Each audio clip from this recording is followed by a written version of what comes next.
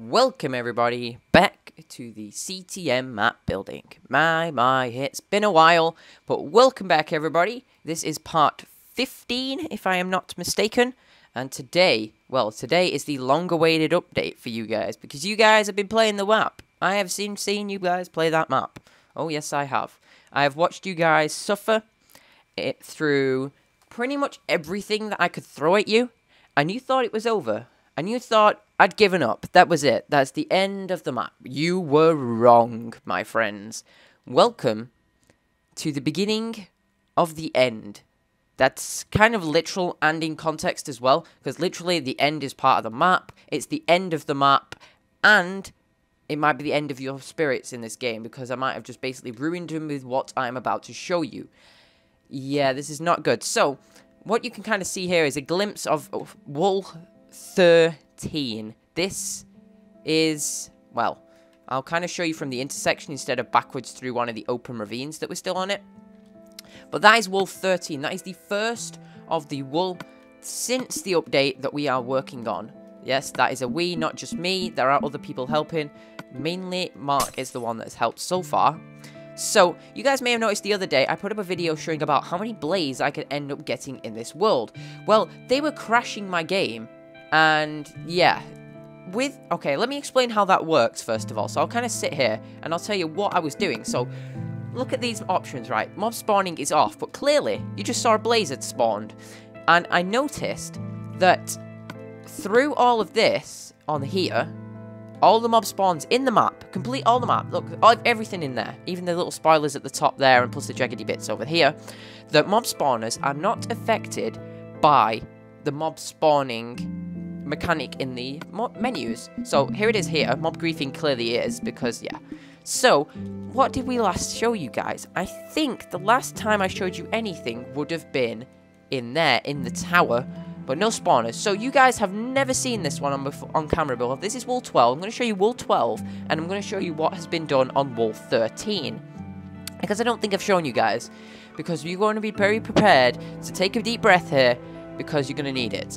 Because this is called Wildfires, this is the blue wool, this is the 12th wool on the monument. Now, if you guys have downloaded the wool, you would have seen this one already.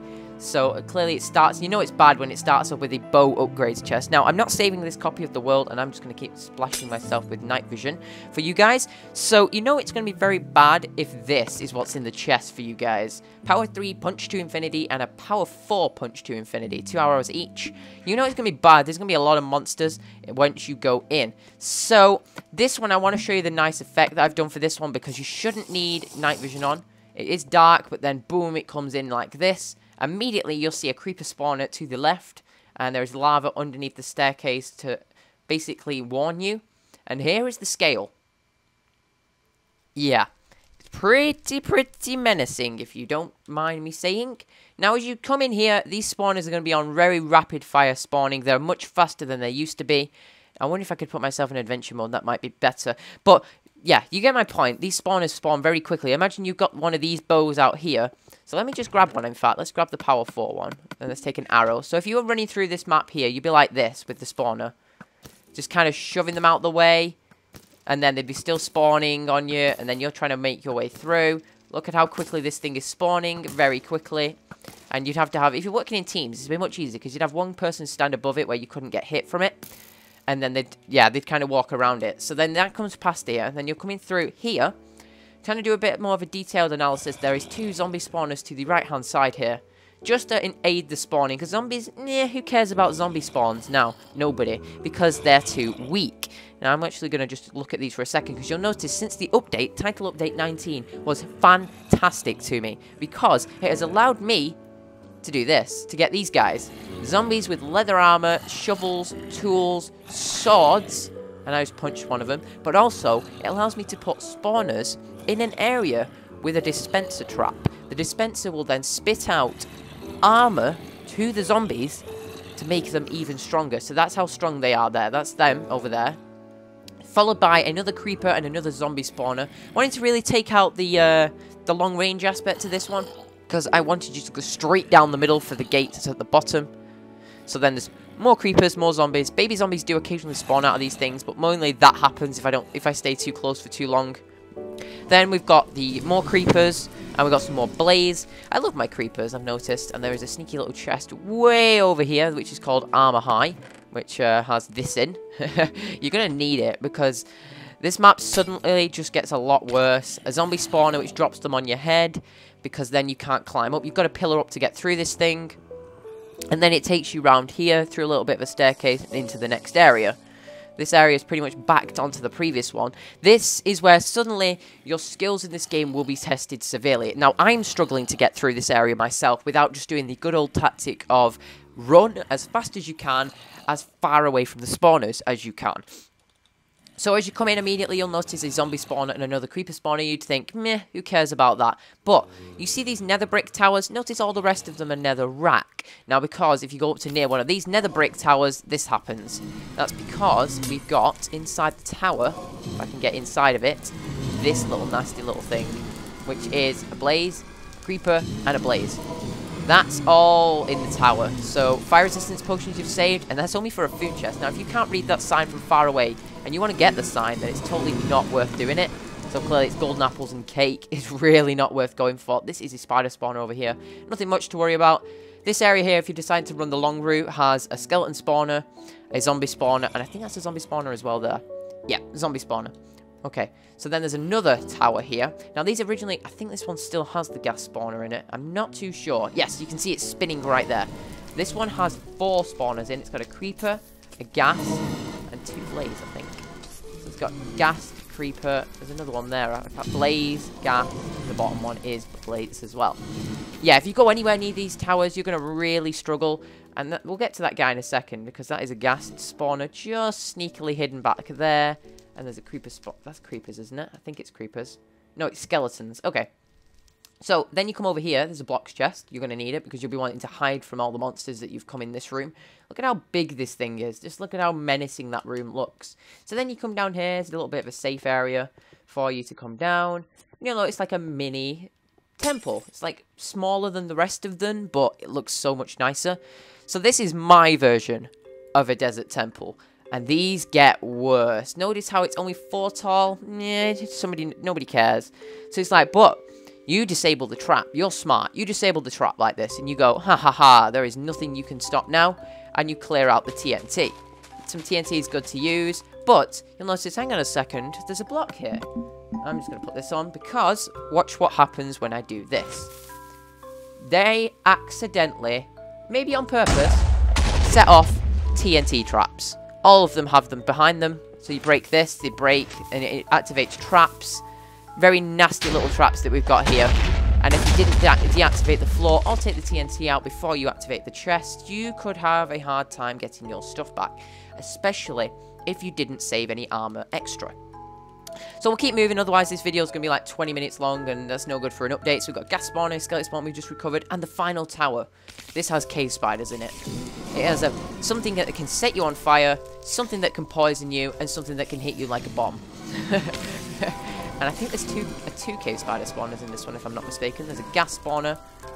There's the gas, cave spider, blaze, gas, and that's it. There's 3. There's so many cave spiders there. Look at how fast that thing's spawning. I could have sworn there's 2 cave spider spawners in it. So that's cave spider, blaze, gas, blaze. There's 2 blaze. Oh yeah, you can see why. You see how nasty this is getting all of a sudden. There's 4 gas flying around in the room. Yeah. And you could not get them. Look at this bow. The bow will one-shot them, luckily. But look at the mess it's making just down here. Oh my goodness me. So you say you ran through that and you're still alive. And I'm like, how did they live? Skeleton spawner to push you over the edge there even more. Followed by the first room you see on the trailer. This bad boy. So you get the zombies in here. There's more zombies here. Oh, baby zombie. Nice. One of these walls does have zombies falling from the sky. I can't remember which one it is. It might be this one. And you notice some... Yeah, it's there. Notice there's no spawner, but it's like stupidly placed. If I can get to it, you'll see it. It's like here for some reason. It spawned here, and I was like, I can't be bothered breaking it. So you can get a zombie drop on your head occasionally, which could drop you into the lava, which would be pretty amusing. Now, the reason this wall is very difficult is because, as you'll notice, progressively in this map, you gain the ore blocks. Wool 6, just after that one, has the gold. Wool 9 has the iron, and this being wool 12, well, has the emerald, the next one on your list, which means you can trade with the villagers at the intersection. Gas spawner in the middle, which will spawn gas for it in this area. Don't be too hard of a problem to deal with them. They might be shooting more fireballs at you than they are for me. Baby zombies will be a nasty little thing on these staircases, especially because of the lava. And then, if you want a water bucket down just to be a wuss, then I've given you 2 little presents. 2 blaze spawners. So then running through, then it's secret for what is passed through here because I don't want to spoil the entire map, but this is the majority of where the solid sections are. Through there is where obviously the wool and stuff is there. So then you'll see there's light in these little passageways. I kind of blended some endstone in to make it look a little bit different, which was cool. So yeah, let's go through back here then. I'll show you the little bit of progress which is on wool 13. Look at all these mobs that are still in here. This second room is going to be very difficult to pass through. So I wanted it this way for a reason. Shorter but bigger areas for... You could probably pillar above all of this actually, but that'd be the wuss's way out. So then we've got all of that. See, you've got through all wool 12. You got all your emerald block. You traded with your villagers. Look at all this nice stuff I've given you from the villagers. Diamond helmets, diamond pickaxes, diamond boots. Priests with sharpness 2. Efficiency 3, Eyes of Ender, and there's some fire-resistant potions in here. You're probably going to need them for wool 11, which is over there, which I might worth. But when you go into the nether, you're going to get magma cream, blaze rods anyway, so you're pretty much brewing infinite stuff. But you need the nether wart, and I haven't given you that. So let's follow through here. This is another trap as well. Press the buttons. Any one of these 7 will blow up. Yeah. There's so many traps in this map, I love it. And this is the recuperation cave, which you just gain, you drop down into. This is the connecting point between intersection 4 and the monument. So it's got some gold in it, just in case you lost some of that. Some emerald, some iron. Not enough emerald, even if you had a fortune 3 pick just to get 9. But it would be useful though. And I can see the night vision is running out again. There's some lapis for XP. Another safety spot. So you want to set your spawns, but you don't want to set them at the monument. Some nice speed potions in here for you running between them. These chests are empty. There we go. And then obviously the casual dig through here. So this is all silverfish. Just to troll you. And then you're back at the monument. So this is where intersection 4 is. And there's now pumpkins here as well. So that's where 4 connects you out. Let's kind of take a step back. So this is where 2 takes you from. And there's 4 up there. Some actual melons back here now, so you guys can make instant health if you think about it. But yeah, this miner chest is full of the wools that I can use to recuperate the map. Now you'll notice over here, we've updated this, so the bedrock is on stuff that you can't get yet. The dragon egg you can actually get now, so we can get rid of that now. And I'll explain that in a second when I go in there, but let's see if we can spot intersection 3. I think it's here.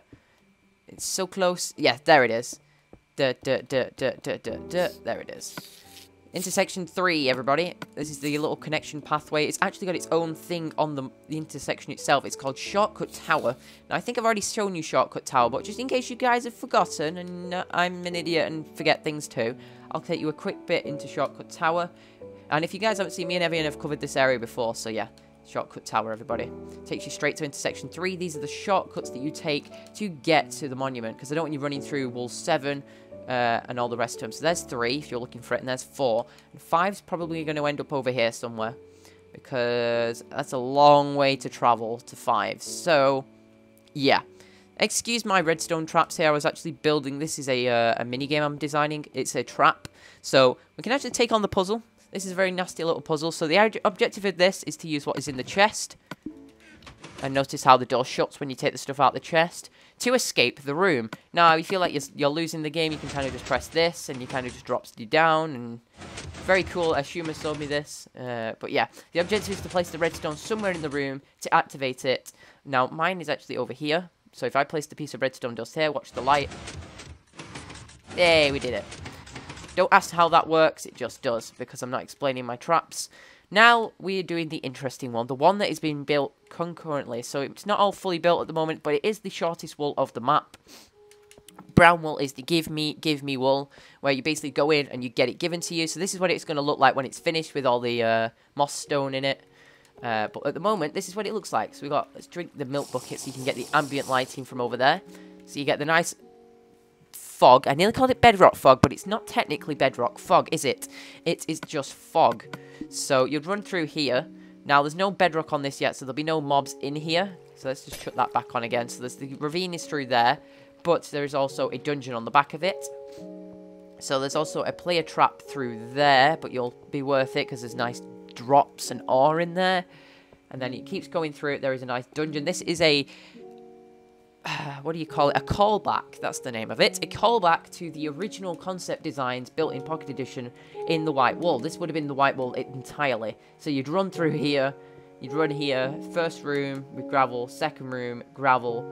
Nice gravel traps. You get the point. It goes up quite a ways. It goes up here. It goes over there. It goes around there. More gravel traps. You get my point. So then it'd head up to the ravine to where we are at this point in time. And in the ravine, so this will have a nice desert feel roof on it, so like there'll be a desert above it or something. That'd be pretty cool.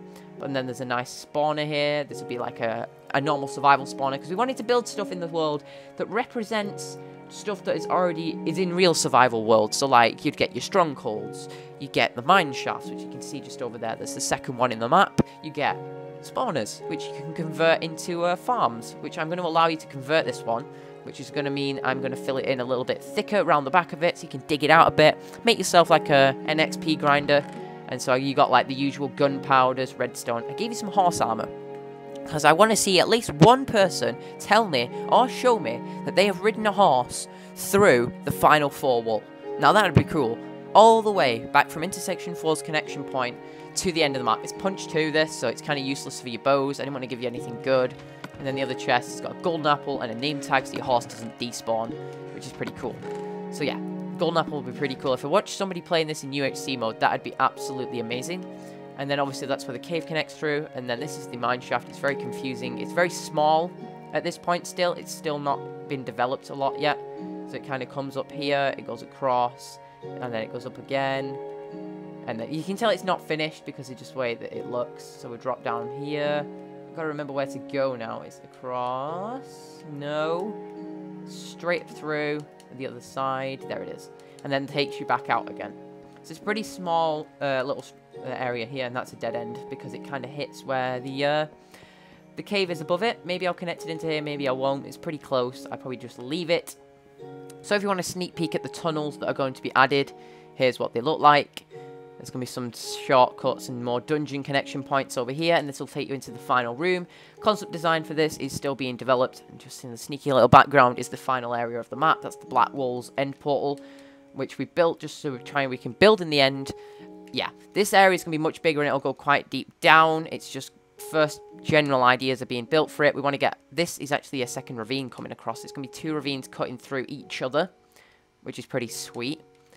And then, yeah, this room is going to be an interesting one to watch people play. But the wall will be in this one. That is it for the wall. There is not going to be much else on it. But then we clearly have 14, 15, and 16. Intersection 5 and the end to build. The end's nearly there. I'd probably say it's like 30%. So do you guys want to see it? Do you guys really want to see it? Or do you want to see what's actually out there in the top half of the map? I guess I can show you the end now. Let's drop in. Oh, look at this. In the end. Let's drink this, because I want you to get proper effects. Darkness. This is the box. It won't despawn. We did it well. And then you notice the towers are up there. It comes down. Nether brick is our theme.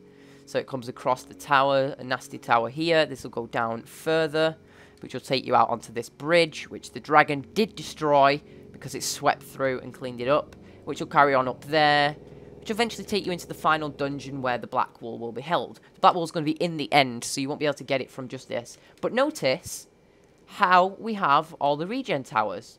How odd is that? We have every single regeneration tower, but we have the dragon egg and a portal opening in the middle. That's because it took us about 2 hours to kill the dragon. Probably wasn't 2 hours, probably like half an hour. 2 of us with sharpness 5 swords, constantly smacking it with our swords to get it to die with the towers still intact. So when I eventually do add in dragon spawners, the wither boss, it's going to be very interesting because they'll regen the mobs. So that is it. There's the dragon egg. You can technically get it still in this game. You could probably fly over to the end portal. But yeah, Let's drop through, continue, and my home bed's missing or obstructed. Haven't been here in a while. This is where we are. This is the spawn point over here, and you can tell we're always all the way on the other side. I'm actually thinking about trying to bring into section 5 a little bit closer to the monument, but it might be more awkward to do than... Might bring it over here, maybe. Put into section 5 here so I can connect it through back to 2. Because then 2 is pretty much the monument anyway. I don't know. Still thinking about all that. But I will show you what this is in the sky over here. As you'll notice, I like to make stuff on my maps that... This is kind of the first major map that I've done, but on my previous ones, I like to make stuff that stands out and reminds you of what you've done. So this is the credit rail at the end of the map. Let's get rid of you, minecart. Go away.